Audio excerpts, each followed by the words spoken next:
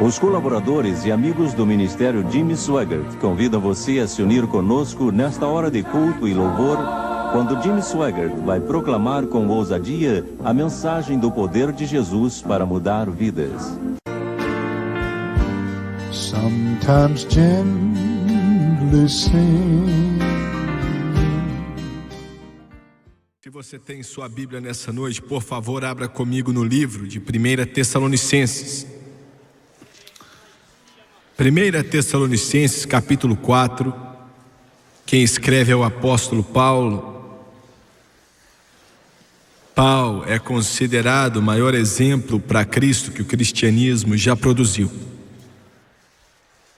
Começando o versículo 13, ele escreve assim para a igreja de Tessalônica, e é claro que vale para nós hoje em dia também. Não quero, porém, irmãos, que sejais ignorantes acerca dos que já dormem. 1 Tessalonicenses 4:13. Para que não vos entristeçais, como os demais que não têm esperança, porque se cremos que Jesus morreu e ressuscitou, assim também aos que em Jesus dormem, Deus os tornará a trazer com ele. Se você está se perguntando o que isso quer dizer que todos que morreram no Senhor, a alma e o espírito deles, em forma de espírito, está agora com o Senhor Jesus Cristo. Hoje, à meio-dia, vamos ter uma reunião, pois a esposa de um dos nossos pastores aqui faleceu com câncer.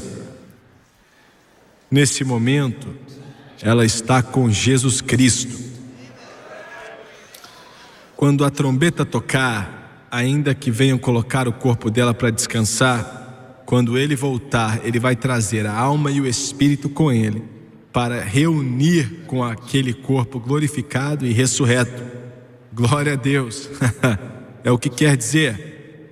Dizemos-vos, pois, isto pela palavra do Senhor, que nós, os que ficarmos vivos para a vinda do Senhor, não precederemos os que dormem, porque o mesmo Senhor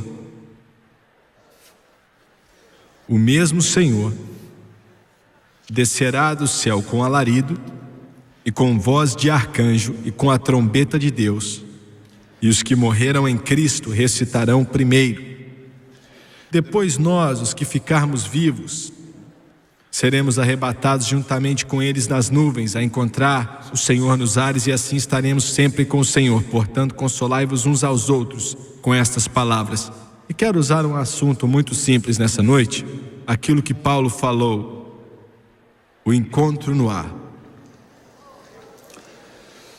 A antiga canção diz que vai haver um encontro no ar, junto com o Senhor. E é nessa passagem, e essa canção, na verdade, é tirada dessa passagem bíblica. Um dia, e vai ser em breve, a trombeta vai tocar. E como Paulo disse, os mortos em Cristo ressuscitarão primeiro. Depois nós, que ficarmos vivos, seremos arrebatados juntamente com eles nas nuvens, a encontrar o Senhor nos ares.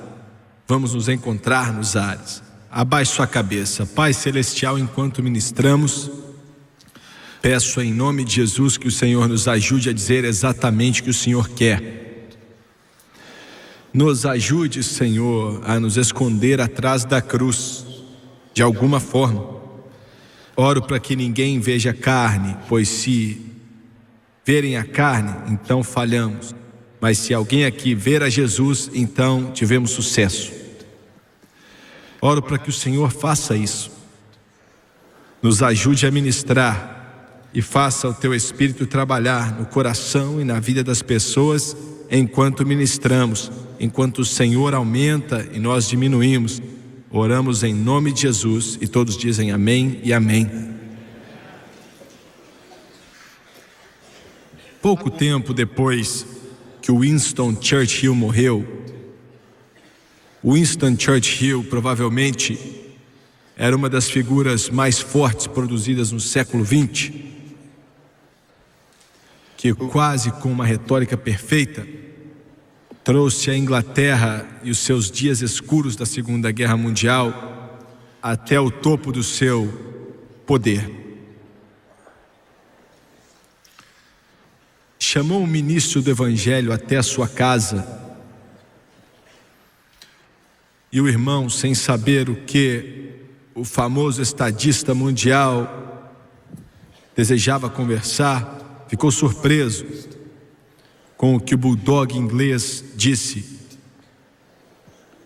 depois que o ministro do Evangelho chegou ali. Eu não quero falar a respeito de políticas.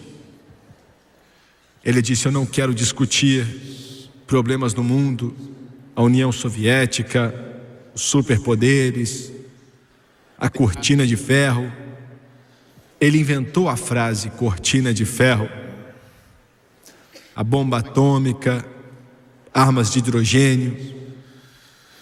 Eu quero falar a respeito da vinda do Senhor. O ministro do Evangelho visitou ele várias vezes e a conversa deles totalmente tinha a ver com a vinda do Senhor. O ex-primeiro-ministro inglês disse: o mundo está em um estado tão ruim que se Jesus Cristo não voltar, então tudo está perdido. A única esperança, ele disse, é sua vinda para dominar todas as áreas desse planeta.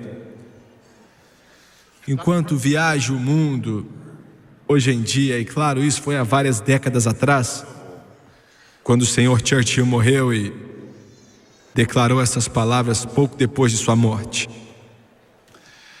E o mundo hoje está em um estado, uma condição tão ruim, que a única coisa que pode consertar isso é a vinda do Senhor Jesus Cristo. O que desejo falar com você nessa noite é sobre o arrebatamento da igreja. É disso que desejo falar, é disso que quero falar, que vai constituir e instituir esse encontro nos ares. Nós não escutamos hoje em dia muito a respeito do arrebatamento da igreja, quanto já escutamos. Quando eu era criança, naquela pequenina igreja, não muito distante desse lugar aqui, quase que toda a mensagem que o evangelista pregava era sobre o arrebatamento da igreja. Quando criança, 8, 9, 10 anos de idade, eu me assentava durante o culto e ouvia com muita atenção, enquanto evangelista atrás de evangelista proclamava sobre esse grande assunto, sobre o arrebatamento da igreja. Eu olho para o passado e entendia muito bem o que eles estavam falando. Talvez fossem preletores excelentes, talvez na sua linda simplicidade tornasse algo fácil de entender, mas ainda que eu era uma criança, não era uma doutrina difícil de se entender. Eu me assentava ali e tinha um sentimento que palavras não podiam explicar. Quando criança, eu ouvia eles falando, enquanto eles com palavras como se fosse um trovão, literalmente me faziam crer que a qualquer momento a trombeta de Deus podia tocar, Jesus Cristo poderia voltar e todo o santo de Deus que já viveu, mortos e vivos, instantaneamente estariam com ele. A chamada para o altar era dada para aqueles que não sentiam que estavam prontos para ir, ou tinham medo de não estar prontos para subir, pois havia pecado em sua vida, e o altar enchia de pessoas. Eu me assentava ali e ficava esquadrinhando meu coração, ainda quando criança, para ver se tinha algo de errado em minha vida, um pecado, ainda que eu não sabia muito a respeito do que era o pecado. Eu orava para que eu pudesse tornar isso tão simples hoje, que acima de tudo a linda unção do Espírito Santo, que era o que realmente caracterizava aquelas mensagens, e o que realmente tornava elas simples, e o que realmente colocava em meu coração. E eu oro para Deus fazer a mesma coisa nessa noite. Tenho 3 áreas aqui que quero olhar para elas nessa noite. Eu quero olhar para a profecia política, quero olhar para profecia bíblica e profética, e quero olhar para a profecia pessoal também. Enquanto estou aqui diante de você hoje para te mostrar quão perto estamos de ver o arrebatamento da igreja, e antes de terminar essa frase, quero dizer o seguinte: sei que a maioria de vocês entende muito bem, mas possivelmente alguns de vocês não conhecem. O arrebatamento da igreja e a segunda vinda do Senhor são duas vindas diferentes. O arrebatamento da igreja pode acontecer a qualquer momento. Pode acontecer antes desse culto terminar nessa noite. Não existe uma só passagem bíblica que precisa se cumprir antes desse poderoso evento acontecer. Com a segunda vinda, há uma grande diferença aí. A segunda vinda não pode acontecer agora. Precisa haver uma grande tribulação que há de vir. A ira de Deus precisa ser derramada sobre esse planeta. Precisa ser a época da angústia de Jacó para trazer Israel de volta a Deus. Que o inferno venha sobre esse mundo de uma forma como nunca foi conhecido, como Jesus disse em toda a sua história. E no fim do tempo da angústia de Jacó, o período conhecido como a semana 70 de Daniel, Jesus chamou de grande tribulação. A segunda vinda vai acontecer quando o mestre pisar no Monte das Oliveiras e ele vai ser dividido. E ele vai vir dominar os reinos desse mundo. Foi disso que Winston Churchill estava falando. Mas há uma outra vinda que não tem muito a ver com o mundo. Não tem nada a ver com o planeta Terra. Tem a ver exclusivamente com a igreja, o corpo de Cristo, aqueles que viveram e aqueles que estão vivendo. Nessa vinda, Jesus não vai colocar seus pés sobre esse planeta, mas na segunda vinda vai vir. No arrebatamento da igreja, ninguém nesse mundo vai vê-lo. Na segunda vinda, possivelmente milhões de pessoas vão vê-lo. No arrebatamento, ele não vai vir para ficar. Na segunda vinda, ele vai vir para ficar. O arrebatamento, como disse, pode acontecer a qualquer momento. A segunda vinda precisa ter algumas profecias a serem cumpridas antes disso acontecer. Como mencionei, não se prega muito sobre o arrebatamento na igreja hoje. Em uma época onde devemos estar pregando mais do que em qualquer outra época. Porque esse dia está chegando perto, essa hora está vindo rapidamente sobre nós. Eu sinto hoje como nunca senti antes, e como mencionei há pouco tempo atrás, e me interrompi no meio da frase. Enquanto estou aqui hoje para te mostrar quão perto devemos estar, para te mostrar quão próximo deve estar, está para acontecer o arrebatamento da igreja. Em Jerusalém, agora, mais ou menos 400 homens, jovens judeus, tirados do que os judeus acreditam ser da tribo de Levi. Não sabem quais são as tribos diferentes hoje em dia, mas para serem sacerdotes, eles precisam vir da tribo levítica. E eles pegaram aqueles que os nomes deles em hebreu quer dizer sacerdote, que é Cohen, soletrado de várias formas diferentes. Eu perguntei a um líder judeu há algum tempo atrás, como é que você vai saber quem eles são? Ele disse: a única forma que sabemos ou pensamos que sabemos é pelo sobrenome Cohen. Mais ou menos 400 nessa noite estão sendo treinados para o sacerdócio em Jerusalém. O sacerdócio judaico. Se você puder entender as implicações do que acabei de dizer, os planos já estão sendo traçados para a reconstrução do templo em Jerusalém. Daniel profetizou que esse templo deve ser reconstruído. O próprio anticristo vai estabelecer sua própria estátua naquele templo e acabar com ele, bem no meio do período da grande tribulação. Então, se eles agora estão planejando e treinando jovens para o sacerdócio judeu, para mais uma vez começar o sacrifício diário, quando o templo for construído, quão mais próximo deve estar o arrebatamento? É o que eu estou tentando te dizer. Na nossa programação diária, estudo da palavra, estávamos estudando o capítulo 18 do livro de Apocalipse. Estávamos estudando sobre a reconstrução da cidade da Babilônia.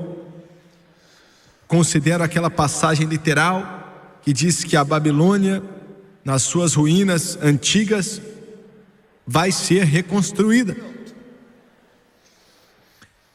As profecias de Jeremias, Isaías, que fala da sua destruição, como Sodoma e Gomorra foi destruída, ainda não foi cumprida. E enquanto estávamos no meio do ensino, a reconstrução dessa cidade, um comunicado veio lá de Bagdá, do Iraque, dizendo que o país do Iraque investiu vários milhões de dólares para o começo, traçando os planos para reconstruir os antigos prédios na cidade da Babilônia. Disseram que vamos provar que a Bíblia é uma mentira. Escuta, foi mesmo. Pensam que as profecias de Jeremias, de Isaías, de Ezequiel, que dizem que nunca mais ninguém vai habitar aquele lugar, que as pedras nunca mais serão usadas para a construção de outro prédio, que nunca mais o músico vai tocar naquele lugar. Dizem que vão provar que aquilo é uma falsa profecia. Vão reconstruir a cidade para provar que a Bíblia é mentira, quando na realidade eles vão estar cumprindo a profecia bíblica.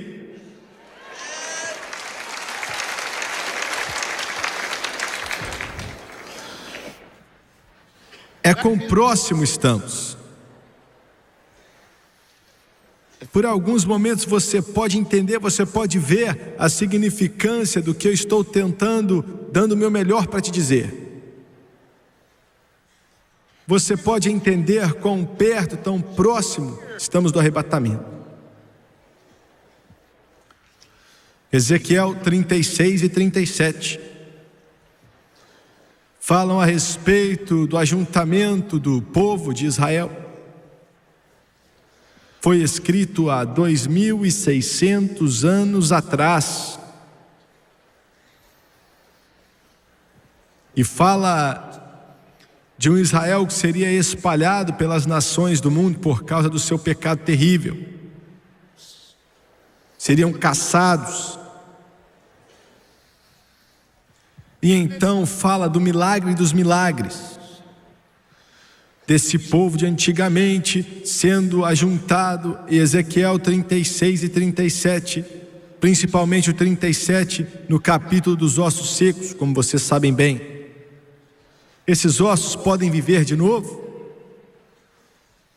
Essa foi a primeira palavra que um general americano falou quando os exércitos americanos entraram na Alemanha em 1945 e entraram em Auschwitz, Buchenwald, Treblinka, e naqueles campos de concentração alemães infernais que tentaram extinguir o povo da face da terra, exterminando 6 milhões de judeus. E quando as escavadeiras americanas começaram a tirar terra e viram milhares de cadáveres, milhares deles, e o corpo deles grotescamente se desfazendo, e olharam para aquele terror e disseram as palavras, chorando: podem esses ossos viver outra vez? Ezequiel 36 e 37, de uma certa forma já está se cumprindo. Você sabe, Israel está de volta à sua terra. Isso não é uma coincidência. Isso foi estabelecido pelo Todo-Poderoso Deus.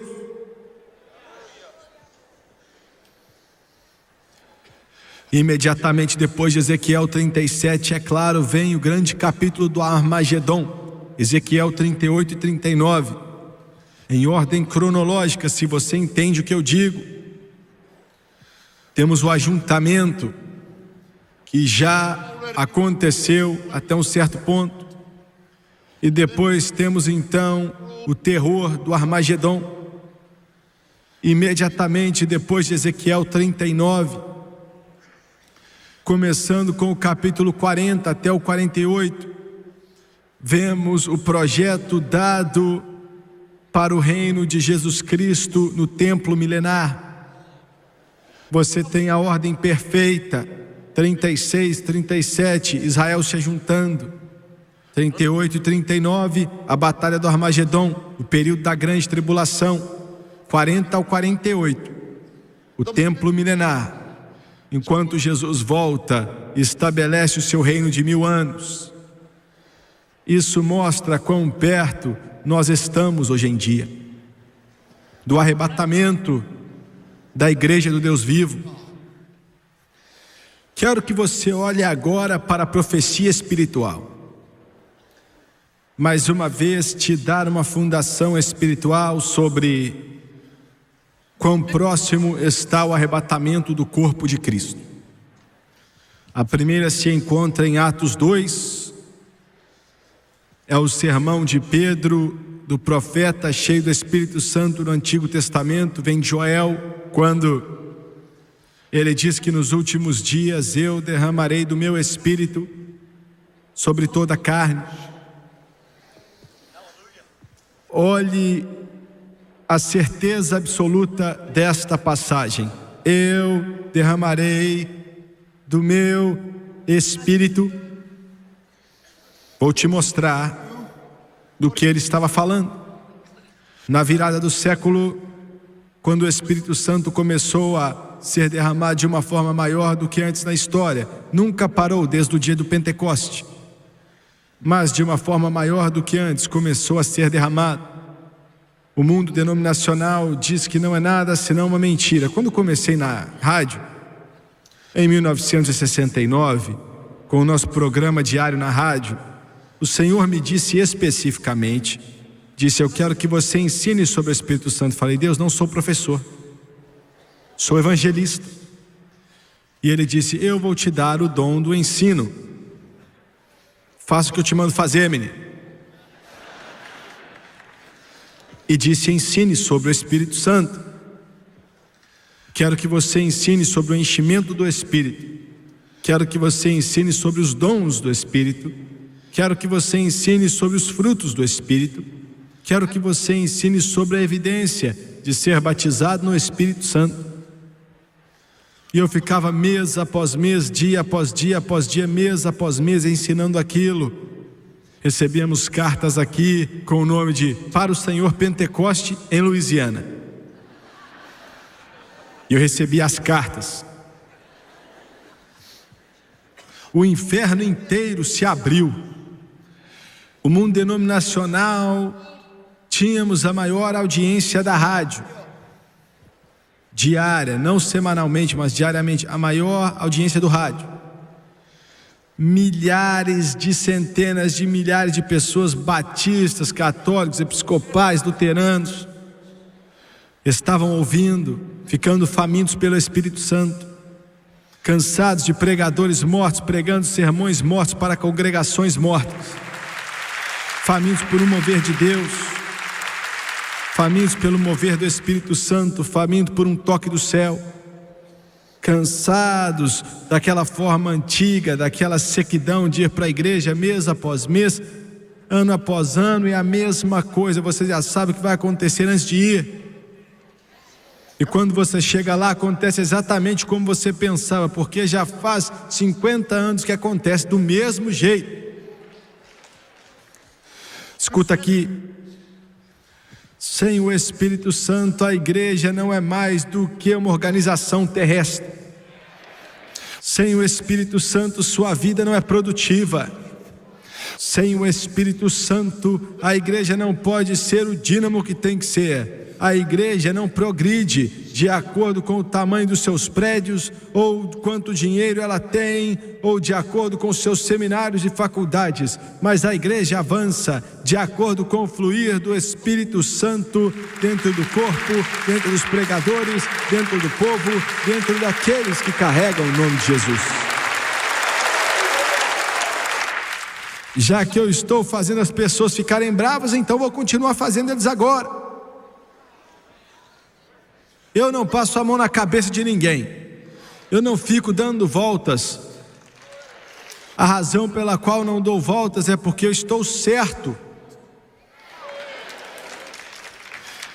Sem o Espírito Santo, sua denominação vai morrer, meu amigo. Sem o Espírito Santo, seus seminários vão morrer. Sem o Espírito Santo, suas faculdades vão morrer. Sem o Espírito Santo, seu povo vai morrer. Sem o Espírito Santo você vai ficar seco. Sem o Espírito Santo não tem como, pois Ele é a unção, Ele é o poder. O Espírito Santo é a força, o Espírito Santo é a glória, o Espírito Santo é o mover, o Espírito Santo é o toque, o Espírito Santo é a cura, o Espírito Santo é aquilo que Deus deu, e Jesus Cristo é o batizador com o Espírito Santo.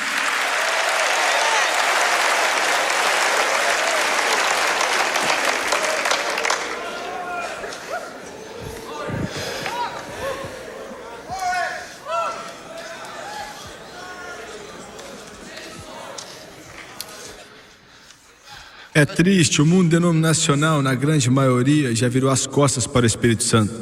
Disseram, não quero. O mundo pentecostal de hoje está seguindo também para o mesmo caminho. Não quero ser um pregador de condenação, mas não está muito diferente. No meio, olha, o diabo levantou a cabeça, ficou tão nervoso na época. Tínhamos estações de rádio que nos tiraram do ar. Cancelaram o programa. Você não vai pregar esse negócio de orar em línguas na minha estação de rádio, não. E Deus fazia aquele cara ser mandado embora e voltávamos para a rádio.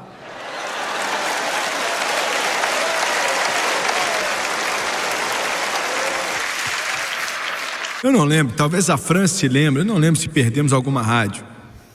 Eles cancelavam o show e o inferno fazia de tudo para cancelar. Você não vai pregar isso.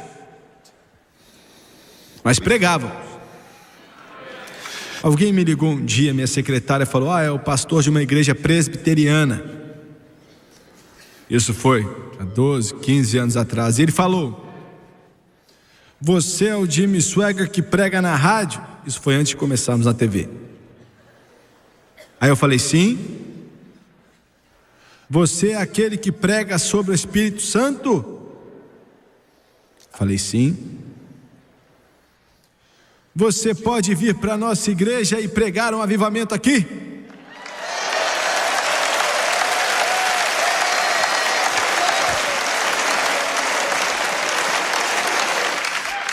Eu fiquei até chocado.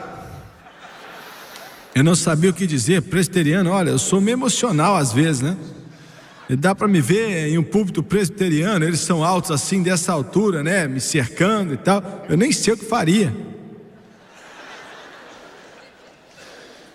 E eu falei, eu falo alto. Eu não sei se o seu povo ia me aceitar.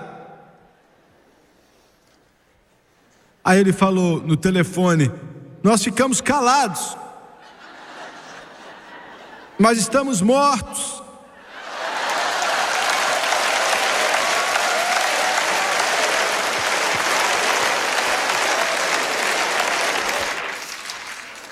Isso não parou ele. E eu falei: eu me alegro quando prego. Aí ele falou: nós não sabemos o que é isso, mas precisamos disso aqui.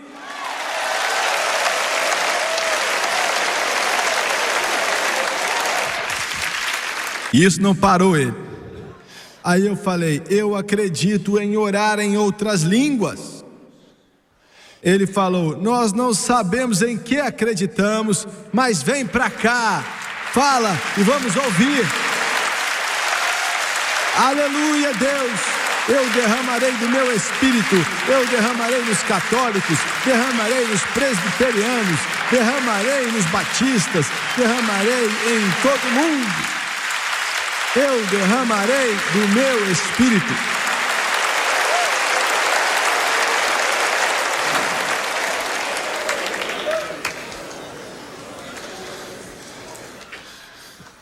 Eu quero dizer de uma forma que ninguém tenha dúvida do que estou falando, hein?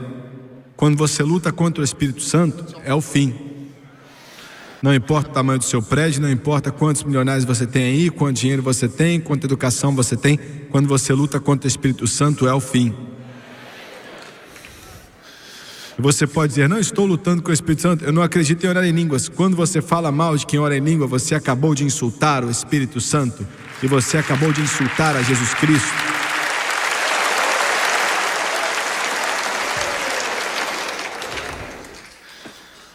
Porque diz que todos foram cheios do Espírito Santo e eles oravam em outras línguas, conforme o Espírito de Deus os capacitava. O Espírito Santo, eu derramarei. Temos visto esse avivamento. O que estou te falando foi no passado, mas existe uma outra parte por vir. Ele não acabou ainda. Ele vai derramar de uma forma que a humanidade nunca viu antes. Escreva o que eu estou falando. Se o arrebatamento tardar um pouco, e se Jesus tardar um pouco, ele vai derramar de uma forma, como o irmão que se levantou aqui, glória a Deus, oramos para que passe na televisão lá no Beirute. Não será glorioso? Mas ele ouviu a mulher falar na sua língua árabe. Você vai ouvir isso, vai acontecer antes de abrirem a boca. Ele disse: eu vou encher. Foi o que ele falou. Quando eles chamarem, eu vou responder. E você vai vê-los cheios. No momento que eles forem salvos, milhares deles, todo esse mundo vão ser cheios. Eu sei, em Pittsburgh, na Pensilvânia, orando uma manhã, o Espírito de Deus falou comigo assim: ó, vou encher dezenas de milhares em um só culto. Você vai ver dezenas de milhares. Eu não sei se vou ver aqui ou quem vai ver, mas dezenas de milhares verão em um só culto, sendo cheios do Espírito Santo, enquanto derramo o meu Espírito sobre toda a carne. Glória a Deus. Aleluia ao Cordeiro. Quando eu era criança, o Espírito Santo sempre foi tudo para mim. Eu fui cheio do Espírito Santo com 8 anos de idade. E eu saía no meio das árvores atrás da nossa casa, dia após dia, todos os dias, às vezes 3 vezes por dia. E tinha um tronco ali que eu considerava o meu altar. E eu orei tanto em cima daquele tronco que a casca até chegou a sair. Literalmente a casca saiu do tronco quando era jovem, 9, 10, 11 anos de idade. Eu não tenho vocabulário ou palavras para explicar para você quão verdadeiro o Espírito Santo era na minha vida e no meu coração, ainda jovem daquele jeito. Desde aquele momento eu sei que Ele é quem faz. É o mover dEle, é o poder dele, a operação dele. É ele que convence do pecado, da justiça e do juízo. Eu não sou nada, eu não posso fazer nada, é o Espírito Santo que faz. Eu me lembro quando fui cheio do Espírito pela primeira vez, orei em línguas por dias, sem falar inglês.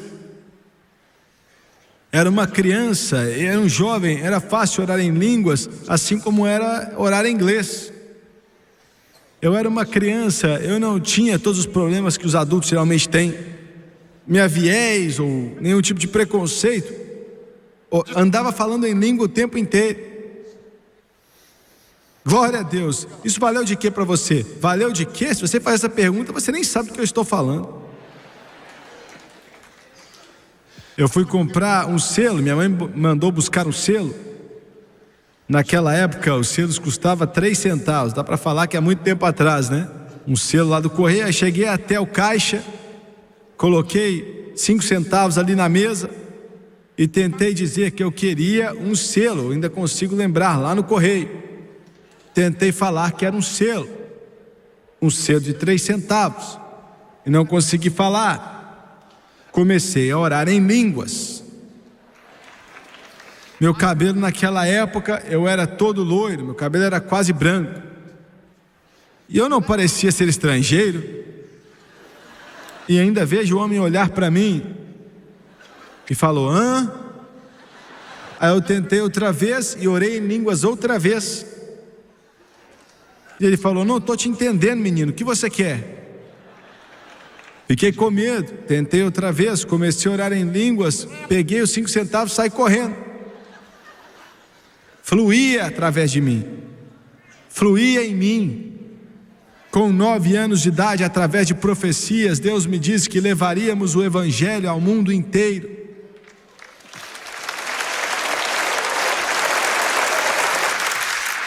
Ele disse: você vai levar para a África, você vai levar para o Japão, você vai levar para o mundo inteiro. O Espírito Santo, o poder do Espírito Santo, agradeço a Deus pelo Espírito Santo todos os dias da minha vida. Glória a Deus. Esse derramar que temos agora e temos visto, estamos vendo, isso é Deus nos dizendo que é quase o fim. Estamos chegando no fim. Eu estou para vir. Por que você acha que Ele derramou o Espírito Santo nos anos 60 e 70 sobre o mundo denominacional? Ele estava tentando prepará-los, tentando tirar eles ali daquela denominação seca e fria que eles estavam nela. Ouviu bem? Olha, eu vou deixar alguns chateados agora, mas é o que eu faço, sou chamado para isso. Eu tenho um cartão que diz que eu posso fazer isso. Quando você é salvo, isso separa você do mundo. Isso separa você do sistema do mundo. A salvação separa você do mundo. Quando os filhos de Israel saíram do Egito, você foi salvo, você foi separado do Egito, do mundo. O batismo com o Espírito Santo separa você de uma religião morta, seca e fria.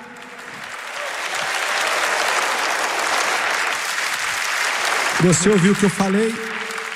O batismo com o Espírito Santo separa você também de uma religião morta, seca, litúrgica, formal, religiosa, denominacionalismo. Vou dizer agora e vai ser difícil, e provavelmente alguns de vocês vão até pedir a oferta que vocês deram de volta, mas não tem jeito.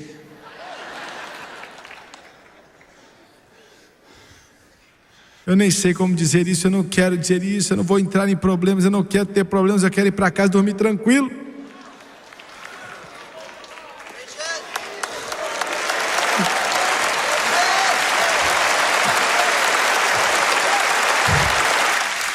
Não existe esse negócio de batista ou metodista ou presbiteriano ou episcopal ou católico cheio do Espírito. Isso não existe. Quando você recebe o Espírito Santo, Ele te tira do formalismo, do denominacionalismo, Ele te tira desse negócio morto, essa religiosidade, e te dá uma caminhada com Deus como você nunca viu antes.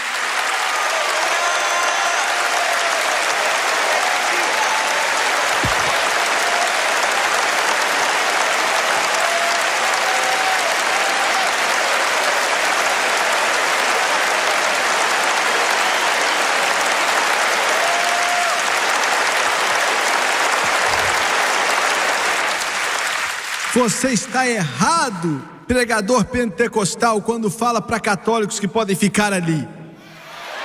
Você está errado quando diz que não importa quem são, podem ficar lá, porque o Espírito Santo tira eles dali, traz eles para a salvação pelo sangue, traz eles para o poder pentecostal, traz eles para a palavra de Deus, traz eles para Jesus Cristo.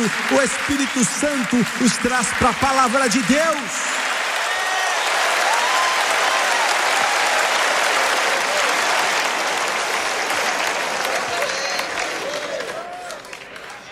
Eu não quero dizer coisas para deixar você nervoso comigo, mas estou pregando a verdade.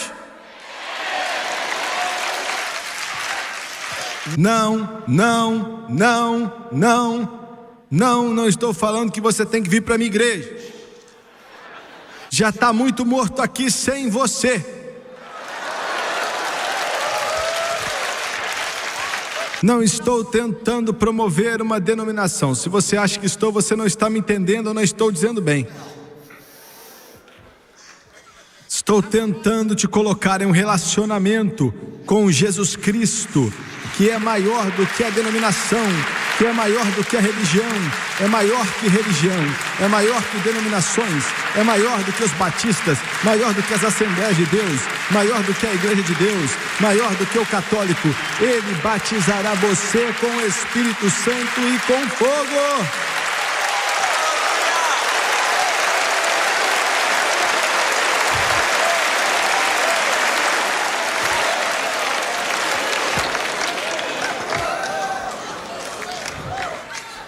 Não importa qual é o nome da porta da sua igreja, invente o que você quiser. Primeira Igreja do Espírito Santo, reformado, pulando e gritando glória a Deus, batista, metodista, universal, que adora Jesus Cristo, não sei mais lá das quantas.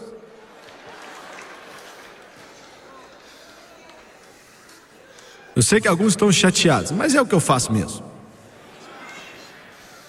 Eu quero me segurar ao que eu tenho, mas Ele faz você largar. Continua com Ele, para você ver se não larga. Eu não sei porque estou pegando no pé dos presbiterianos nessa noite, mas um deles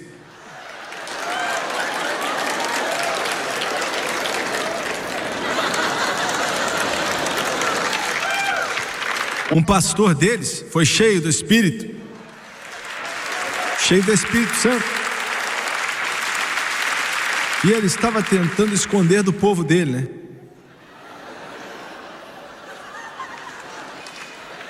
E eu não estou pegando o pé dele, porque dá para entender. Muita gente na Assembleia de Deus mesmo, na quadrangular e tal, tem que esconder algumas coisas também. E ele não queria falar nada. Não queria, mas por dentro jorrava rios de água viva. E não queria falar nada. Um domingo de manhã, ele estava pregando e o Senhor sabe como fazer as coisas. Você pode dizer, eu acho que ele usou um trovão do céu. Não. Então ele deve ter usado um vento impetuoso naquele lugar. Não. Ele usou um marimbondozinho daqueles do Texas.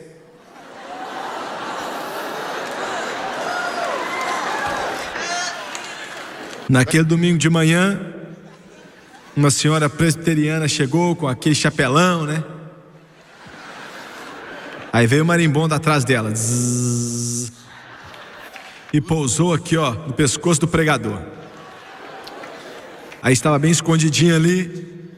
E ele falou: Jesus te ama. E inclinou a cabeça para trás e apertou o marimbondo. E ele picou ele bem ali. Olha, colocou o ferrão bem no pescoço dele. Aí, aquele presbiteriano pulou dessa altura e desceu orando em outras línguas enquanto o Espírito de Deus capacitava.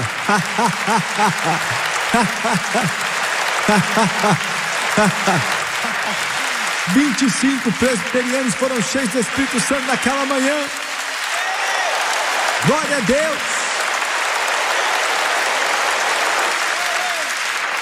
Um pregador batista aqui de Baton Rouge, ele já foi ter com Jesus agora, foi pastor de uma das maiores igrejas batistas da cidade. Foi para o meu escritório. E eu estava para sair para uma cruzada, tinha muito trabalho para fazer, estava ocupado demais, e ele não queria ir embora. Era um homem assim, bem mais velho do que eu, um rapaz de muita educação, um rapaz querido demais, mas ficou sentado ali, conversando e conversando. Passou uma hora e falamos de tudo. Nossa conversa chegou ao ponto de falar de um mosquito na parede. Eu tinha que fazer algo, finalmente eu tinha que trabalhar. E eu falei assim: olha, quer ver, eu vou botar ele para correr aqui. Não criticamente, mas eu falei: você já recebeu o Espírito Santo com evidência de orar em outras línguas, meu irmão? Ele estava já quase dormindo na cadeira. Ele pulou dali e falou: pensei que você nunca ia perguntar. Glória!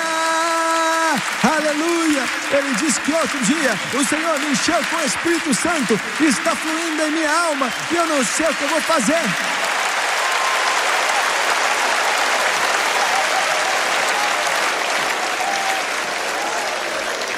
E ele falou: não sei o que eu vou fazer. Ele falou: estava orando e falei: Deus, o que eu vou fazer? Eu sei o que minha denominação já fez com pregadores que receberam o Espírito Santo com evidência de orar em outras línguas. O que eu vou fazer? Aí ele falou: vá ver o Jimmy Swaggart. Isso que ele tinha de fazer lá. Ele falou: o que eu faço agora? Meu Deus, eu não sabia o que falar para ele. O que eu faço agora? E eu levantei e pensei: meu Deus, por que o Senhor fez isso comigo? Sou acusado de tudo no mundo. Agora não quero ser acusado de acabar com uma igreja batista em Baton Rouge. Sou acusado de acabar com a igreja metodista, a igreja católica, mas não quero ser acusado de mais uma. E falei: o que eu faço agora? E aí eu falei: olha, eu vou orar um pouco aqui. Vamos orar aqui. E aí demos as mãos, oramos. E ele falou: o que eu faço agora? Eu falei: isso aqui é profundo, hein? Eu falei: olha, esse presidente do seminário aqui não tinha como ter inventado isso. Falei: o que ele te mandar fazer, faça.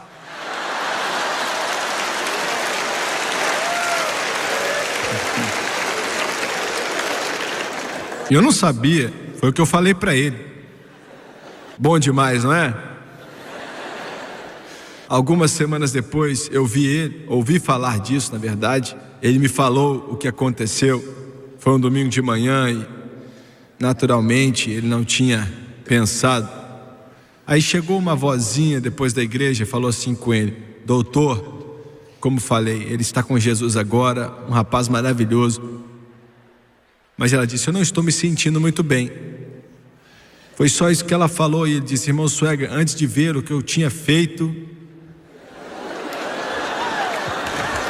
eu disse: em nome de Jesus.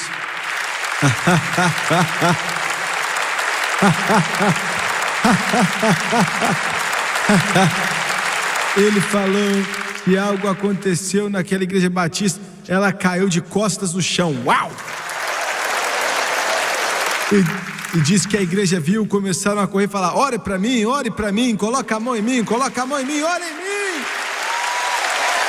Ele disse, eu comecei a impor as mãos nas pessoas e eles começaram a cair no chão ali, enquanto o Espírito de Deus enchia o coração deles. Ele vai encher seu coração hoje até derramar com o Espírito Santo e com fogo.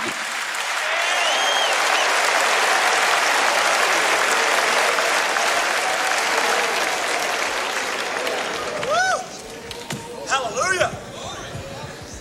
Meu Deus, eu tenho que andar rápido.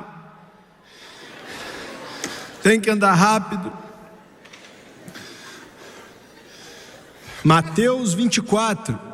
Não olhe na sua Bíblia, está lá.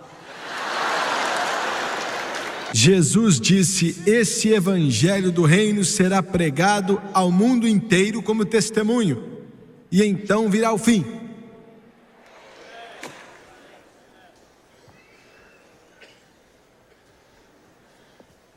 Nós vimos o derramar do Espírito, nós temos visto no presente o derramar do Espírito Santo se cumprindo, para te mostrar quão perto está o arrebatamento.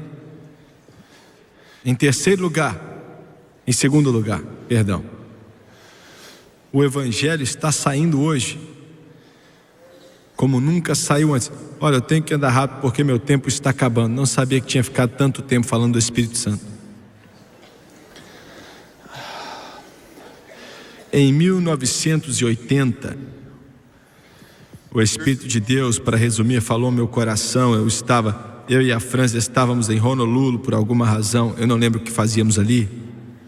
Entramos em um avião para voltar, estávamos na sessão de turista, eu estava bem ao lado de um lugar ali, a França comigo, e o Espírito de Deus veio sobre mim. Eu comecei a chorar, estava chorando tanto que eu queria esconder meu rosto para que a aeromoça não me visse, mas ela me viu assim mesmo e então se abaixou e disse: Senhor, tem algo errado? E eu disse: não tem nada errado. Mas Deus estava tocando meu coração. E Ele me falou, vou falar rapidamente. Ele disse: eu quero que você coloque todo o seu apoio dessa organização para levar o Evangelho ao mundo inteiro. Agora, na época não era muita coisa, hoje já não é muita coisa, quanto mais naquela época. Ele disse: eu quero que você construa igrejas, seminários, imprima literatura, rádio, televisão. E depois ele disse assim: eu quero que você acelere o processo. Eu não posso continuar, não podemos fazer o que precisa ser feito da forma que isso tem acontecido. Na época eu nem sonhava com televisão, pelo menos dessa forma. Acelere o processo. Dá para imaginar o que vai acontecer no primeiro domingo em janeiro, sábado à noite, se é que isso acontecer, quando em toda a China comunista eles ligarem o seu televisor,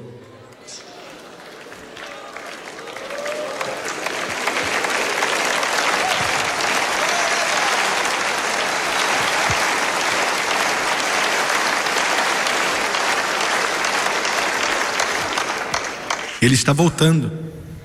Ele está voltando. Eu só tenho que mencionar mais alguma coisa aqui. Tenho que mencionar e depois vou acabar de pregar. A profecia espiritual, o derramar do Espírito, a pregação do Evangelho e a apostasia. É um paradoxo, pois é algo estranho. Dois rios estão fluindo, lado a lado, em posições diferentes. O derramar do Espírito e a apostasia ao mesmo tempo. Vamos então ir ao último, a profecia pessoal. E quero fazer essa pergunta, isso não é padrão, isso não é uma doutrina do pentecostal moderno. O que estou para dizer aqui, vou tentar dizer. Todos que estão salvos serão arrebatados? Você aceitou a Jesus? Você está na igreja de alguém? Todos que aceitaram a Jesus Cristo como Senhor e Salvador será arrebatado? Vamos olhar para Apocalipse 3,16.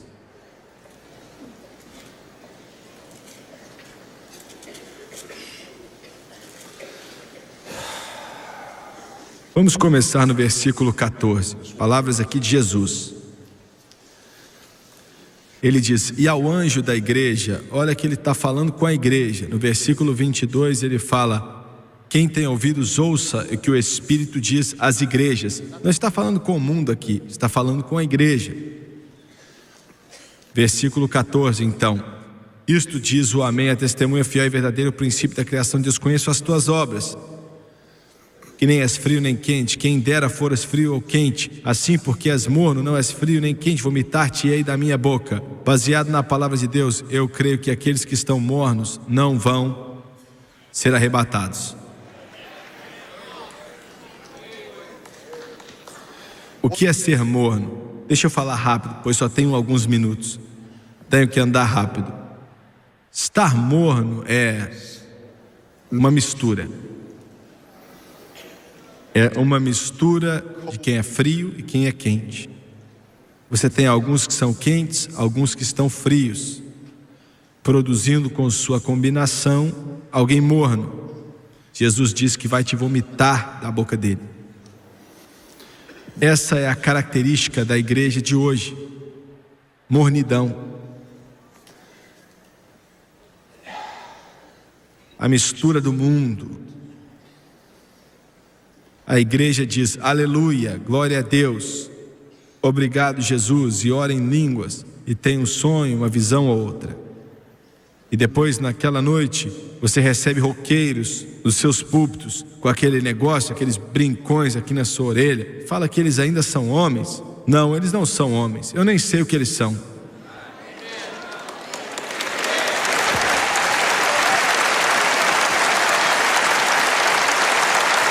E eu não estou falando de igrejas católicas ou nada, eu estou falando de igrejas pentecostais. Mornidão. Da mesma boca sai algo frio e algo quente. Mornidão. Você está entendendo o que estou dizendo?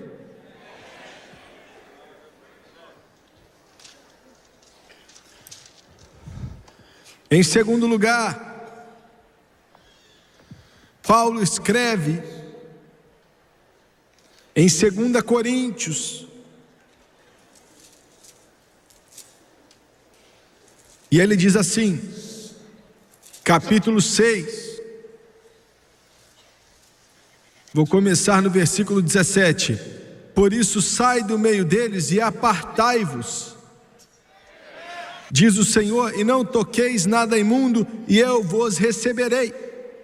Se você não sair, ele está falando com a igreja, se você não sair do meio deles e ser separados, ele não vai te receber. A separação sempre foi a marca da igreja. Separado do mundo, no mundo, mas não do mundo. Se você é um filho de Deus e você pode ficar sentado numa boa nessas casas de cinema sujas, assistindo esse lixo que Hollywood faz, e não se sentir mal com isso, algo está errado com você.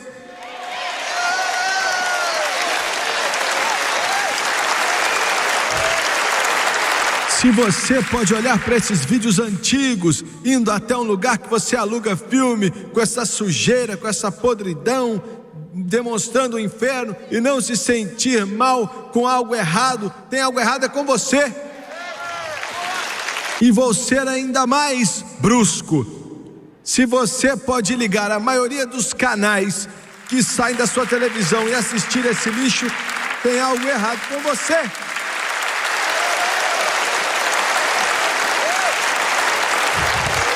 Pessoas salvas, cheias do Espírito, não bebem.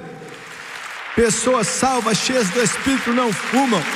Pessoas salvas, cheias do Espírito, ficam fora das boates. Pessoas salvas, cheias do Espírito, estão separadas desse mundo atual.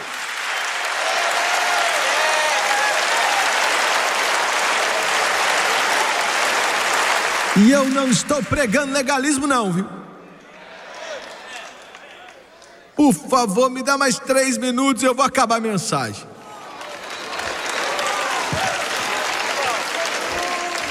Quase que todo terceiro ou quarto domingo por mês aceitamos novos membros e recebemos até quantas pessoas? Às vezes até 200 pessoas que se juntam a essa igreja. Eu não sei quantos membros temos, o que? 5, 6, 7 mil? Nós não temos uma só regra aqui.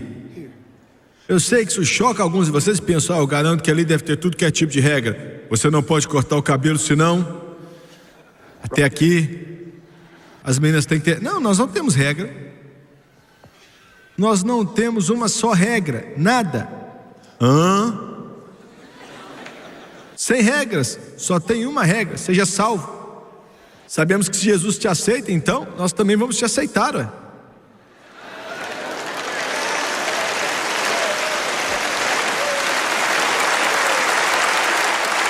Mas eu vou admitir que temos alguns aqui que Jesus eu acho que também não aceitaria. Vamos ver isso aí, né? Mas não temos regra. Veja bem, não é comida nem bebida. Não temos várias regras. Não é que nosso povo aqui não pode ir para o cinema. Eles não podem ir para as boates. Eles não podem beber cerveja ou uísque ou vinho ou o que for. Não é isso, nós não temos regras assim, não existe isso. Eu não quero fazer parte da sua igreja porque... Não, você pode fazer o que quiser. O que você quiser você pode fazer. Vai em frente. Mas queremos te deixar tão cheio, Jesus quer te encher tanto do Espírito Santo, que você não vai ter vontade de usar esse lixo que o mundo tem mais. Não vai ter satisfação em sua vida. Você não vai sentir prazer fazendo isso. Não vai sentir alegria, porque Jesus vai encher o seu coração. O Espírito Santo vai encher a sua alma, encher o seu ser, até que você não deseje mais nada que o mundo tem para oferecer. Glória a Deus. É disso que eu estou falando. Ele satisfaz, Ele enche o coração. O Espírito Santo satisfaz você, toda parte do seu ser. Satisfaz seu coração, seus desejos e seu espírito. Aleluia, Deus.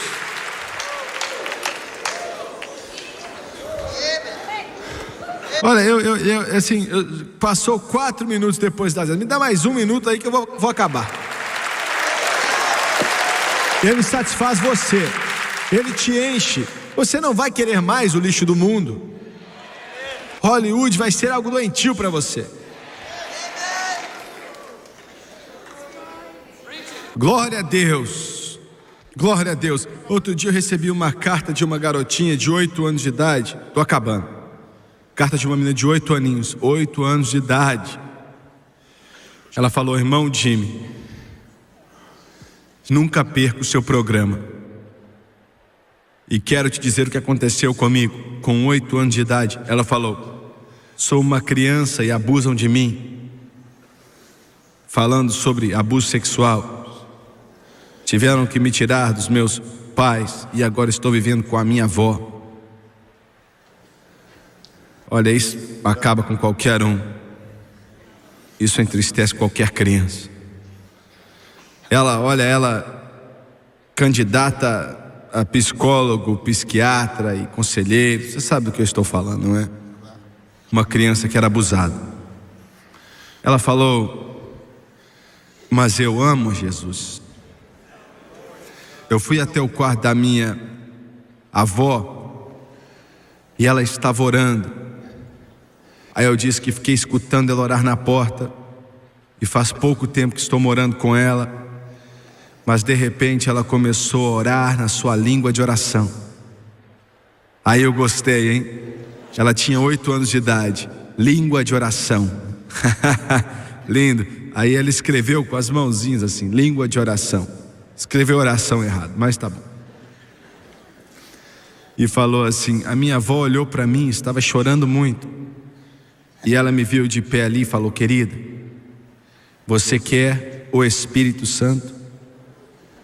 E ela disse: eu disse que sim, que queria. E ela disse: então vem para cá. E disse: irmão Swagger, abaixei a cabeça e Ele me deu outra língua de oração. Glória.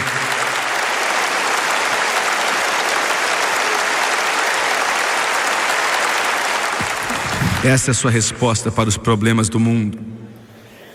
Abaixe sua cabeça, por favor. Pai, nós te amamos muito e tentamos pregar essa mensagem aqui. Eu oro para que de alguma forma venhamos a ter dito algo que ajuda, algo que tenha sido uma bênção.